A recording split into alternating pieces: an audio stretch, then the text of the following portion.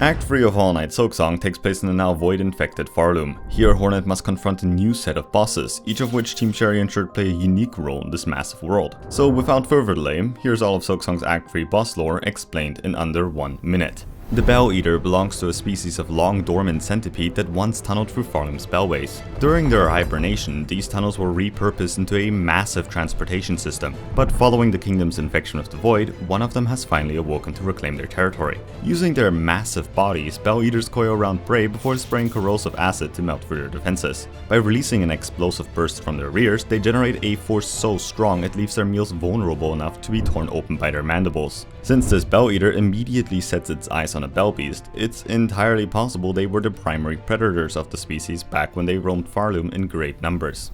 Karmelita is the queen of the Skarr, a tribe of ant hunters she once united using the power of her voice. Her song was so influential that even after Grandmother Silk appeared in Pharloom, the Skarr possessed the strength to resist her influence for far longer than most. Yet as age caught up to her, Karmelita's voice and the Skarr's resistance began to fade.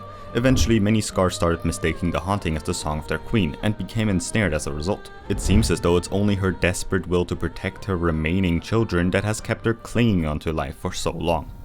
Gurr was once a member of the Skarr, but like many others with a mottled condition, was soon made an outcast. This condition was considered a curse by the tribe, and those afflicted were thus often killed by their own kind. As one of the few remaining survivors, Gurr set his sights on hunting down rare biological specimens. Before his death, he was only one piece short of completing his collection, which he felt needed to be a pale being. This ultimately led him to track down Hornet, though just why he felt the need to complete his collection was never really made clear.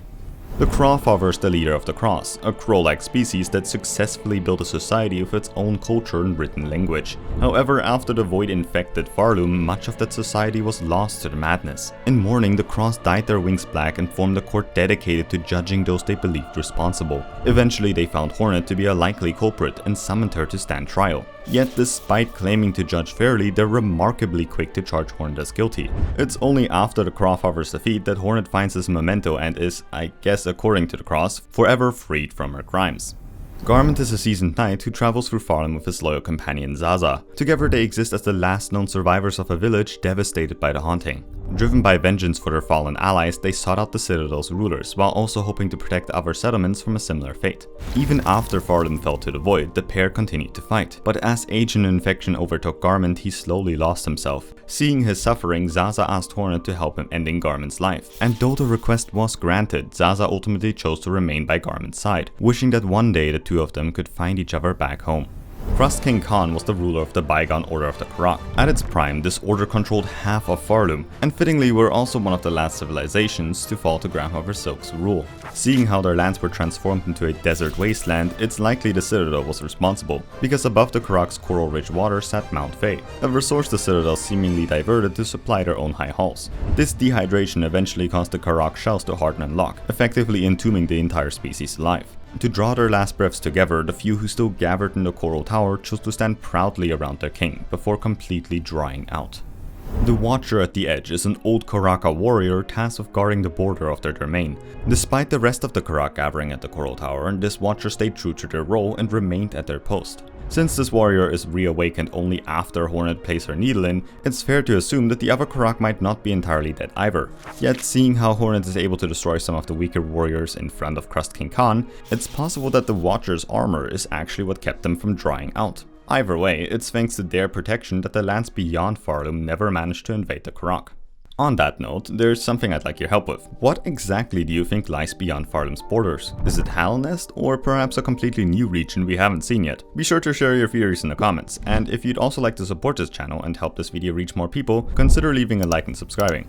The Clover Dancers are the rightful rulers of Verdania. Before this kingdom fell to ruin, it was a lush green empire where the princes were beloved for their grace and swift judgment of outsiders. However, after Pharloom fell under new rule, even their might couldn't keep the Citadel's prying hands away. This resulted in one of the princes sacrificing his body in hopes of saving their kingdom. However, this sacrifice was betrayed when the Citadel broke its promise and brought about Verdania's destruction, leaving the Green Prince as both its last ruler and final survivor.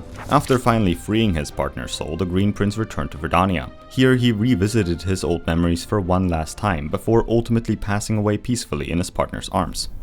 The Palestag is said to be the first Clover stag of Verdania's wilds. Seemingly at one of the flora, this creature was believed to be nothing more than a myth during Verdania's rule. Yet that belief only made it more desirable to hunt. It was only after countless others failed that the Green Prince and his partner finally succeeded in slaying her. That victory not only proved the creature's existence, but cemented the prince's divine right to rule. However, after the Citadel erased Verdania from history, the Palestag once again faded into legend, leaving the world unsure if she had ever existed at all.